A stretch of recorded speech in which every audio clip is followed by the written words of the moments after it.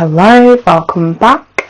I thought today I would bring on a little bit of a what I get up to in the weekend. So got a few things planned. I tend to, work with like a to-do list, but I just keep it quite light and things that I like to do at the weekend, purely so that I still stay productive and still get things done that I need to get done. But equally, it's nice and it's slow and it's cozy and it's chill and it's how I want to spend my weekend. It's all a balance, you gotta get things that you need to get done, but equally put in some things that you want to get done. First of all, I'm gonna get on and make some pancakes. So I'm gonna be making lemon pancakes today. We're using up some of the buttermilk that was in my last video, and then equally using up some lemons that are in the fridge and using some of the butter that I made. I will link the recipe below for the original recipe. I have basically slightly adjusted the recipe for this and gone with what works for me personally and the sort of ingredients that I like to use and I want to use. So I will also go through and I will let you know what it is that I actually use, but I will link the original recipe in the description. So the first thing I like to do, I like to get the zest from the lemons first, purely because I know that it's the bit that takes the longest, and I know that if I get this bit done first, then all the other ingredients aren't going to be set out for ages. So I just do this bit first.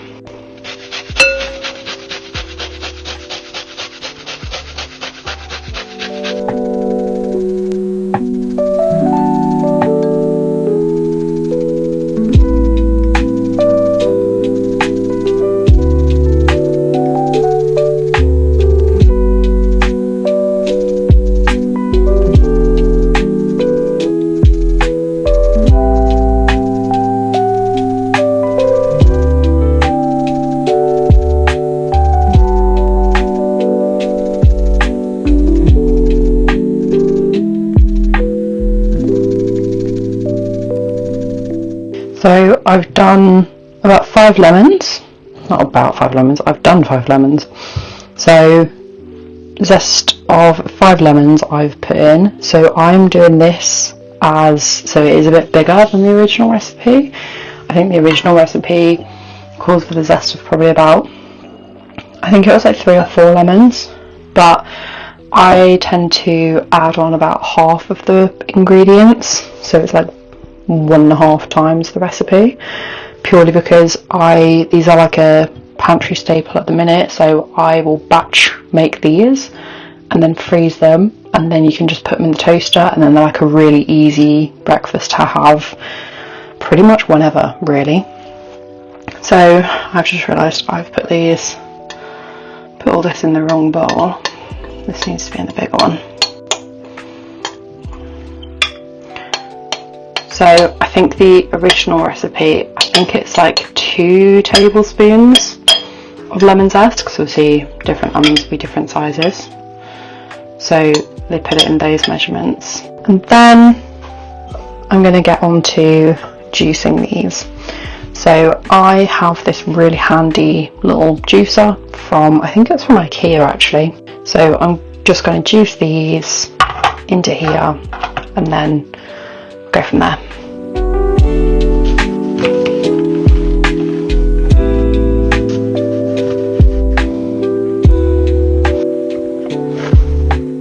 My god, there's loads of seeds in that one. So I'm on a bit of a mission. I'm basically trying to plant as many seeds that I get from different fruits and vegetables and whatnot that I eat and use, so almost trying to grow them from scraps. So I'm just going to save some of the seeds coming out.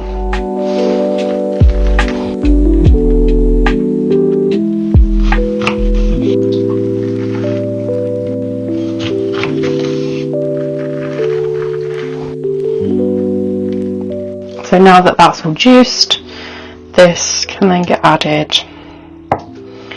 to this bowl. So it wasn't quite a full cup. So with the increased ingredients, it calls for about 3/4 of a cup. That looked like it to me. I just wing it, I just go with it. It looked roughly right.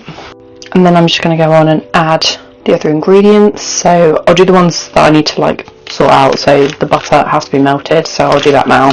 So I personally prefer to measure out my butter by weight, just because it's easier rather than having to get like a tablespoon or something. I think it's about, so this is unsalted butter, calls for about 4.5 tablespoons with the increased amount, about 65-ish grams. So for anyone who hasn't seen, this is actually butter that I make myself. So I make all of my own butter, and this is one of the ones that I made from video where I did like 3 different ways to make butter. So this is one of the many ways you can use it. And then I'm just going to go ahead and melt that. So I'm just going to leave that to the side to cool for a second while I sort out the other ingredients.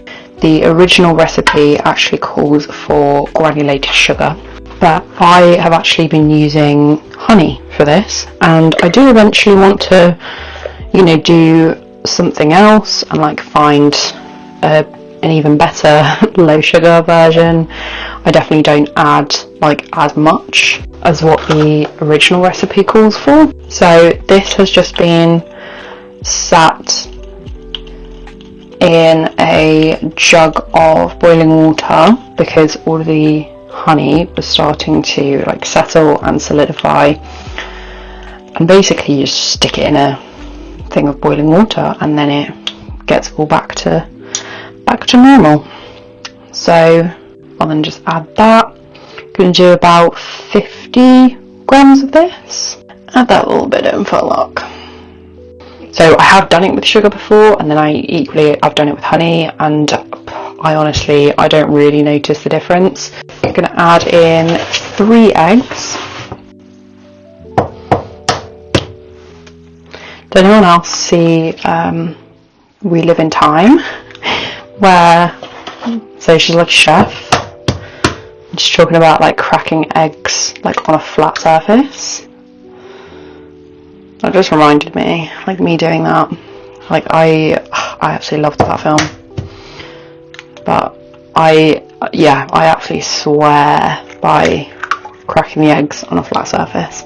I don't do the whole thing where she cracks them into like a separate bowl first, purely washing up reasons.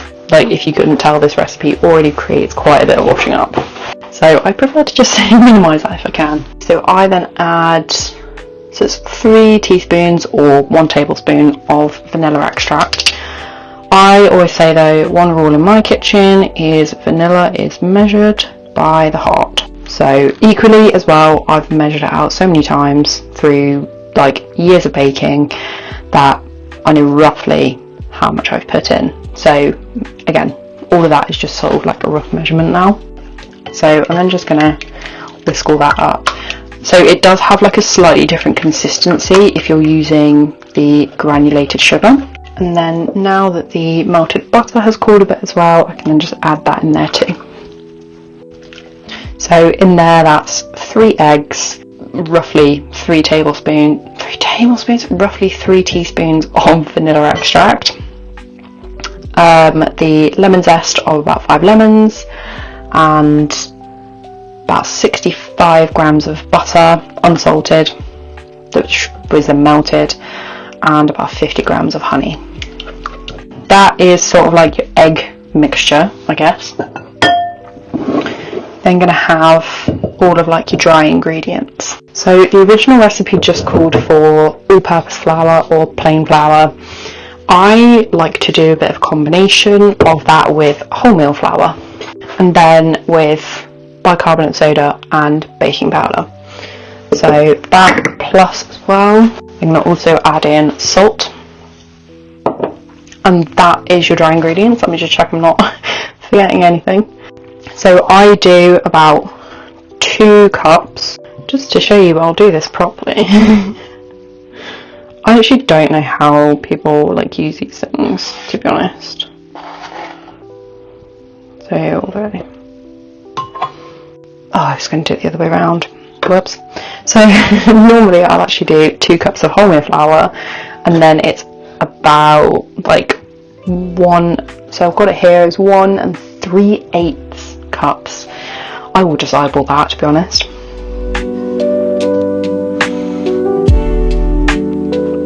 And then 3/8, that's like what? Just a bit off a half. We'll call that 3/8. 3 teaspoons of baking powder. Am I reading that right? Yeah. And then the bicarb soda is going to be half the amount, so we're going to do 1.5 teaspoons. And then the salt. Again, here it says 3/8 teaspoon. So I will basically just sort of like eyeball it again. Equally, you know, like I'm not cooking these for a restaurant, I'm not cooking these for anyone else. It's literally like me and my partner. I'm just going to eat these. So I'm then just going to mix all the dry ingredients, make sure they're all well incorporated. And then what I'm going to do is, so this is buttermilk that I saved from when I made butter. And I'm then just going to get that added in with the lemon juice. So with the increased ingredients, you can do about 2 1/4 cups. So equally, even with all of that butter that I made, it's not enough buttermilk. So what I then just do, I actually just top it up with normal butter. So in normal butter, oh my god, normal milk. So the recipe actually says on there you can use normal milk. They just recommend using buttermilk because it just gives it like a nice, like fluffier sort of consistency, and about half. Actually no, so I've just remembered, I always end up having to add more milk anyway at the end. So I am just going to increase that actually to 2.5 cups of milk. Purely because you'll see I always end up basically adding in more milk once it's already all mixed anyway, and so it's just easier. I'll just add it in at this stage. I know I always add it in, so just be aware of that. Maybe that's as well the flour that I use, or the fact that I use honey instead of granulated sugar. I have no idea what it is. Maybe it's just my preference, but I always end up adding more milk. So in there I've now just got roughly about 3/4 of a cup of lemon juice, and then 2.5 cups of buttermilk / milk. And then I'm just going to add in the milk mixture into the egg mixture. So this does create a fair bit of washing up. Apologies in advance to my partner, he normally tends up washing up after this. But basically, so you have to add in the milk and the lemon juice together. That helps it kind of get like fluffier and have a fluffier consistency when you're adding in the milk and the lemon juice together separately, and then you're adding that in to everything else. And I'm now just going to add in all the wet ingredients into the dry. And then now basically just mix all this up. I probably should have actually just used the spoon to do this. So this is actually, it's like a, you know, the like Mace and Cash bowls, it's basically an Aldi version of that. So like I said, these are really great. Like I can freeze these. I tend to just freeze them between layers of baking paper, and then I just put them in. I tend to use one of the like IKEA like freezer bags, like sandwich bags. I tend to find this makes like 30-35 pancakes. So obviously just for me and my partner, it's a lot of pancakes, and we don't need that many all in one go. But they then work out great. Like, so in the freezer, I then will just take out whatever I need and basically just put them in the toaster. So I just put them in the toaster on the like defrost setting, and I can then do that. So when I go into the office, sometimes I have them as a breakfast if I haven't prepped anything else for when I'm in the office. Now that is looking pretty well combined to me. And then because you've got buttermilk and the lemon juice and the milk and everything in there, and equally as well because I'm using wholemeal flour, I tend to just like leave that just for like 10 minutes just to sort of do his thing, and I will sort of like tidy up a little bit before I then actually start cooking those. So I tend to just use, it's actually a 1/3 cup measurement, and then I have this tiny little handy frying pan. So I think I got this from Aldi again, like probably a few years ago now, and I just use that. Then they're all the same size, they're all the same shape, and equally nothing sticks to this pan. It's great. I do really want at some point though to kind of delve into the whole world of like stainless steel pans.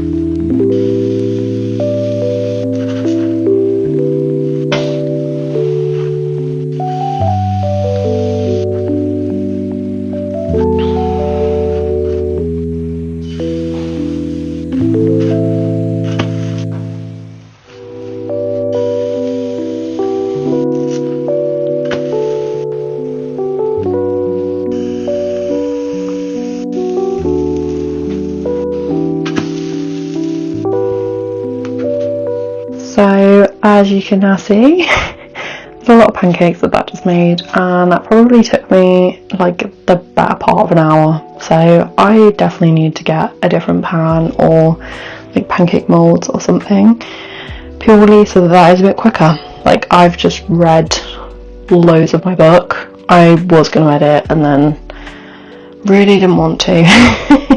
So yeah, reading a book it was.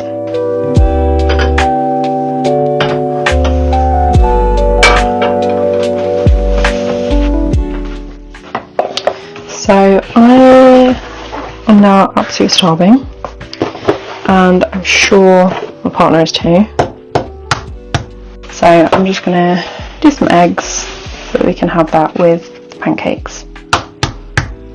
So I like to just add a dash of milk.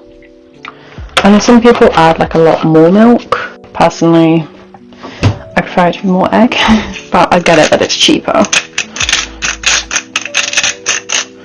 And then just a bit of salt and pepper.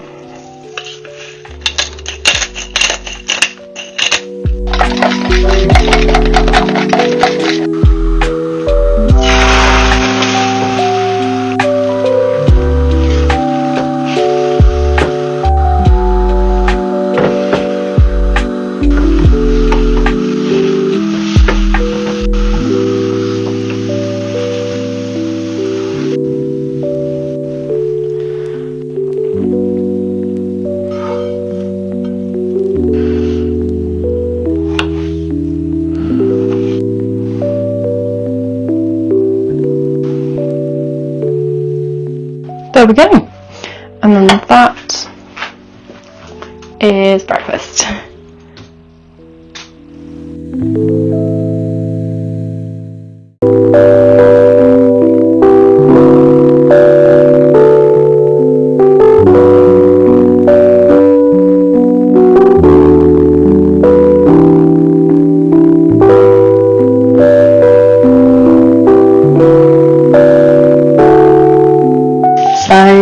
I went seed shopping. Now I did start some seeds this year, but I started all of them way too late, and I put them all outside straight away in like this pop-out greenhouse that I've got, and basically I think even in the greenhouse they were too cold, so they didn't really sprout very quickly, and my washing machine just singing to me.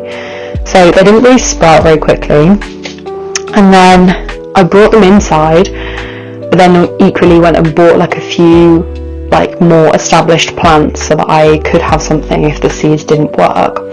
And then now I have, so it's now like coming up to June, it'll probably be June once you watch this, and I now have like 50 tomato seeds that have all sprouted, and yeah, it's mainly tomatoes, and I definitely can't plant that many, that would be ridiculous, but I wanted to just try like a few other seeds which aren't tomatoes and which are like more like flowers, because a lot of my flower seeds didn't work. I think I've got some what is it, it's like Shasta daisy or something, so I've got some of those that have actually sprouted, and then a few marigolds, but not really much else sprouted. So I was trying to find things that I could still sow in, like obviously June sort of time, and these are the ones that I picked up. So we've got cottage garden annuals, so they are so April to June.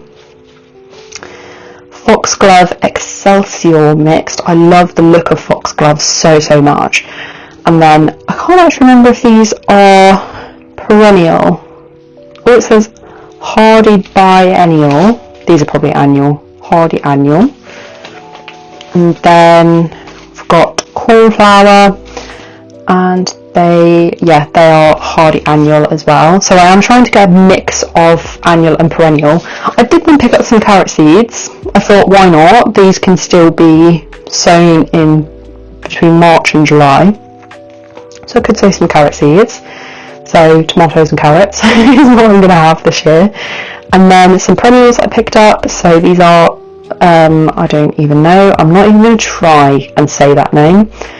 But yeah, they look really cute. I just really liked the look of them, to be honest. I'm going for more like variety than just like sowing a bunch of like one type of thing. I would much rather have like a really wide variety of stuff in my garden, more like the cottage garden sort of vibe. So these are sow outdoors July to August, so that's great, and they are perennials. So does anyone know, is anyone gardeners in here where if I'm sowing them, if it's a perennial and I'm sowing it outdoors July to August, is that then going to flower this year, or will that flower next year? Like, because I've got some seeds that obviously haven't actually sprouted yet. I have moved them inside, but I don't know whether to, you know, like get rid of them or keep them if they are perennials. Like, will they still sprout next year? I don't really know. Let me know in the comments if you are a gardener, because I am definitely a beginner. And then one thing I picked up, so I got all these in the range, by the way, and for some reason I had never really thought about how cactuses grow, and I found these cactus seeds, and I've never ever seen cactus seeds before in my life. So I picked up a couple of them and I thought, bugger it, let's make some cactuses. Like cactus, I have one cactus plant and it has literally survived probably about 10 years now. It is looking a little bit worse for wear, but it has survived, and it's gone from something that's like this big to like that. It's huge now compared to what it was. But I'd love to have some more because they are quite an easy plant, and I tend to kill a lot of my house plants for some reason. So I saw these and thought they were perfect. So yeah, but am I the only one that thought, I don't know how cactuses grew. I didn't imagine that they would grow from a seed, but then now that I'm thinking about it, what else would they grow from? So yeah, that was a cool one to find. So hopefully get those planted out at some point. I'll try and include some clips. It'll either be in a more like garden focused video or maybe like a vlog or something at some point. So keep an eye out, and then hopefully plant those out at some point, and I'll show you what I do with them. Hopefully these ones actually grow. So as you can see, I didn't really get up to a whole lot this weekend, but honestly it was a more like chill, slow weekend. So I thought I'd just chuck in a couple of extra clips of a day from my week where I actually went to London with work, which was really fun. I got very overstimulated though. I am not a city girl anymore at all, but I hope you all have a great weekend and a lovely week. Thank you so much for watching, genuinely means the world. Please don't forget to like, subscribe, all of that fun stuff, and I will see you next time. Bye.